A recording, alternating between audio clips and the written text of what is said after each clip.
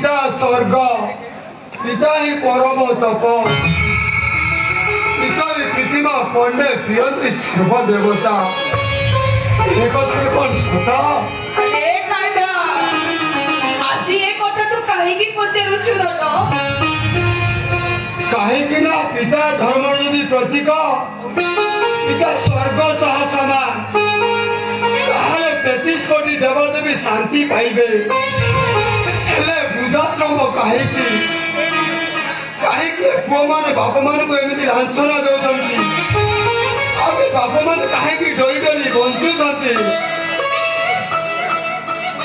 कान्हा तू कौन कहूचु मो तो कथा किछि बुझी पारुनी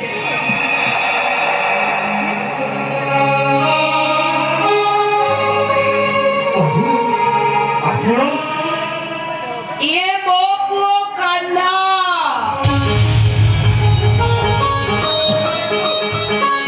तबे जानिछो ए संपर्क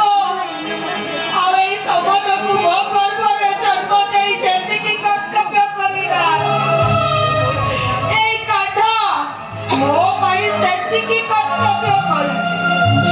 ताकू देखिले तो मते काई के हिस्सा ए कान्हा काई की मो कोरे जन्म हेलानी काई के आपण भारी भल लोक बाबू ईश्वर आपणकर मंगल करतु बाबू ईश्वर आपणकर मंगल देखो आपण होचंदी बाप बयस्कर आपण मते आपण कहि तू कहले भल लागिबो काहेकि ना आपण पर बाप बयस्कर लोक ना चाकर बाबू आपण को तू ता कहिले मो विवेक मते बाधा दबो आपण को केबे तू ता कहिबिनी बाबू देखो मु होची आपण पुओ बयस्कर तेणु मते आपण कहि तू कहले भल लागिबो चाकर पर मु अरे चाकर आई मालिक को तू ता कहिबी केबिनी मु कहिबिनी बाबू मु पारिबिनी मु कहूची आपण मते तू ता कहिबे यदि भद्रामी देखि आपण कहिबे ताहाले आपण को चाकरी कैंसल मु आपण को कथा रखी आपण को तू ता कहिबी हे बाबू मो चाकरी कैंसल करंतुनी बाबू मो चाकरी कैंसल करंतुनी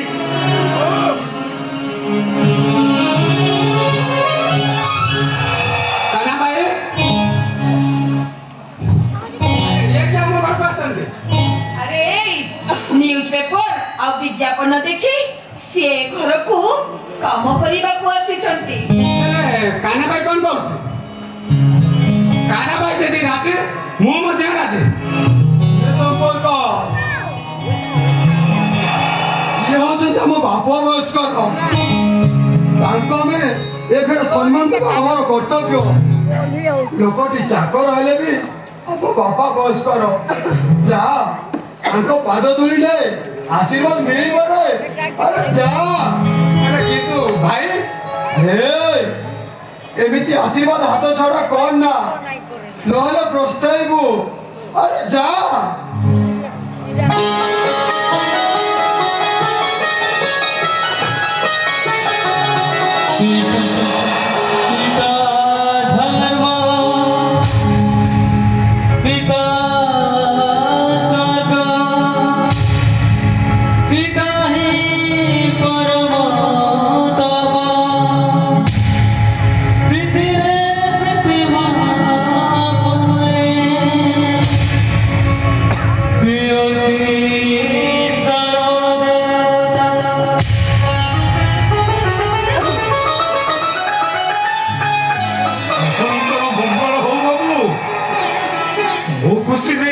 ସବୁଦିନେ ଏମିତି ହସୁଥାନ୍ତୁ ବାବୁ ଆପଣ ସବୁଦିନେ ଏମିତି ହସୁଥାନ୍ତୁ हे बा कान्हा ए मौसा को कहिदबु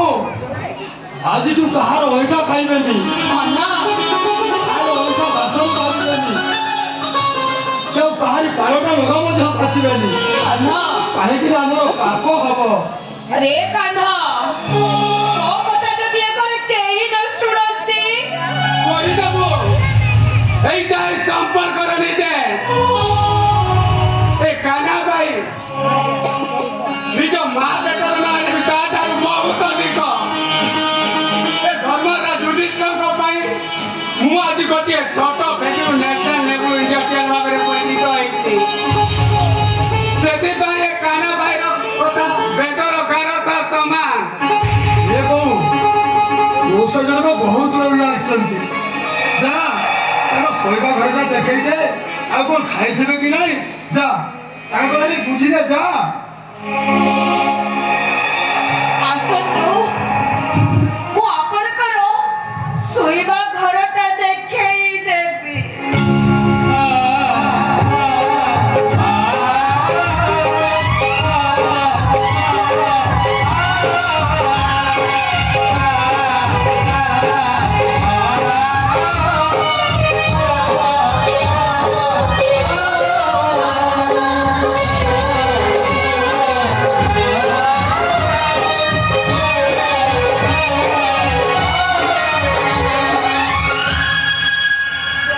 अरे गाना भाई तू ଯେମିତି ଶାସ୍ତ୍ର ହିସାବରେ ନିଜକୁ ସଜାଇ ରଖିଛୁ চেয়ারটাতে শুন ତୋ ପରି ବ୍ୟକ୍ତି ତ ଏ ସମାଜରେ ବିରଳ ହେଲେ ମୁଁ ବୁଝିପାରୁନି ତୁ ତାଙ୍କ ପାଦ ଧୂଳି ନେବାକୁ କହିଲୁ ଆଉ ତୁ ମଧ୍ୟ ତାଙ୍କ ପାଦ ଧୂଳି ନେଲୁ ଏ ସମ୍ପର୍କ ଆଉ ସେ କାହାని ଅଇଁଠା ବାସନ ମାଜିବେନି କି କାହା ଅଇଁଠା ଖାଇବେନି କାହା ପାଲଟା ଲଗା ମଧ୍ୟ ଧୋଇବେନି ହେଲେ ପ୍ରକୃତ ରହସ୍ୟଟା କ'ଣ ଅଛନ୍ତି ଏ ବଂଶଙ୍କର ସମସ୍ତେ ଅଛନ୍ତି ମୋ ପରି ଗୋଟିଏ ପୁଅ ଆଉ ଜାତୀୟ ସ୍ତରର ଶିଳ୍ପପତି ତଥାପି ତାଙ୍କୁ ପରିସ୍ଥିତି ବାଧ୍ୟ କରୁଛି ସେ ଘରେ ଚାକର କରି ରହିବା ପାଇଁ ଆରେ ଇଚ୍ଛା ହୁଏ ସେମିତି ପୁଅମାନଙ୍କୁ ଭୁଲ କରିଦେବା ଦରକାର ଆରେ ଯୋଉ ବାପା ତମକୁ ଅଳି ଅଟକି ଧରି ଦୁନିଆ ଦେଖେଇଲା ସେ ବାପାକୁ ତମେ କେମିତି ଅତ୍ୟାଚାର କରିପାରୁଛ ଆଚ୍ଛା ସମ୍ପର୍କ ପ୍ରଚାର ହଉଛି ତୋ ବାପା ମରି ଯାଇଛନ୍ତି ତମେ ତମ ନିଜ ହାତରେ ଶବ ସତ୍କାର କରିନ କି ନିଜ ଆଖିରେ ମଧ୍ୟ ଦେଖିନ ଯଦି ତମର ସେଇ ବାପା ଫେରି ଆସନ୍ତି ତାହେଲେ ତମେ କଣ ବାପା ବୋଲି ଗ୍ରହଣ କରିବନି କେମିତି ଗ୍ରହଣ କରିବୁନି ଯେତେ ଯାହାହେଲେ ସେ ପରା ଆମ ବାପା ହେଲେ ସେ ସୌଭାଗ୍ୟ ଆମର ନାହିଁ ଭାଇ ଆମ ବାପା ଆଉ କେବେ ଫେରିବେନି।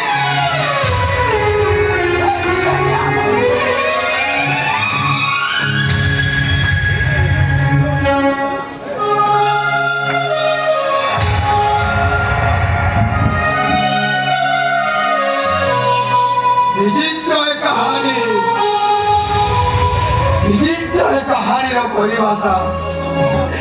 ମୋତେ କିନ୍ତୁ ଧର୍ମପଦ ସାଜି এই କୋଣାର୍କ ମନ୍ଦିରର ମୁଣ୍ଡି ମାରିବାକୁ ପଡ଼ିବ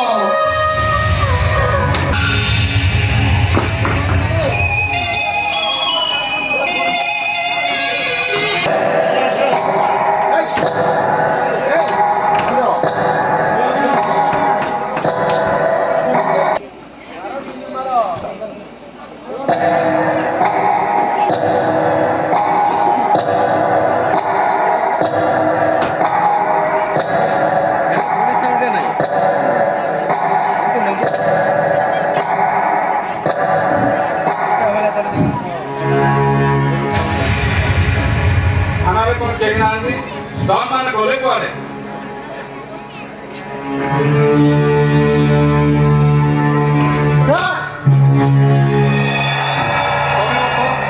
ଇନ୍ସପେକ୍ଟର ଓ କର୍ତ୍ତବ୍ୟ ନିଷ୍ଠ ଅଫିସର ତ ନିଶ୍ଚୟ ଫିଲ୍ଡରେ ଥିବେ ହେଲେ ମୁଁ ଫୋନ ଉଠାଉନାହାନ୍ତି କାହିଁକି ନାଇଁ ସାର୍ କଥା କ'ଣ କି କ'ଣ କୋଉ ମର୍ଡର କେସ୍ ଆସାମୀକୁ ଗିରଫ କରିବାକୁ ଯାଇଛନ୍ତି ନା କୋଉ କଳା ବଜାରୀକୁ ଗିରଫ କରିବା ପାଇଁ ନାଇଁ ସାର୍ ଆରେ ନାଇଁ ସାର୍ କ'ଣ ହଉଛ ମୁଁ ପଚାରୁଛି ପରା ଇନ୍ସପେକ୍ଟର କୋଉଠି ଅଛନ୍ତି ସାର୍ ସାର୍ କାହିଁକି ଲାଗୁଛ ଆଉ ଯିଏ ଆସିଛି ତାକୁ କହିଦିଅ ସାର୍ ଡ୍ୟୁଟିରେ ଅଛନ୍ତି ସାର୍ ଓ ଇଡିୟଟ ମୁଁ ବାରମ୍ବାର ମନା କରୁଛି